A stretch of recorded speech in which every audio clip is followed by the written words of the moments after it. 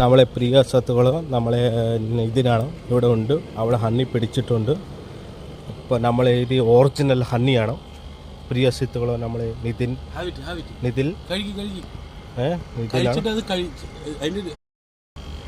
This is the honey.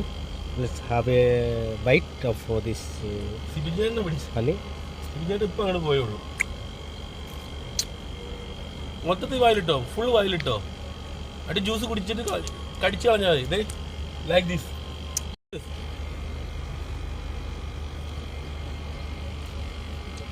After throw it full. My friend show me how to eat the honey, so I just tried. Juice, only juice. Wow, super. Yeah. After throw it.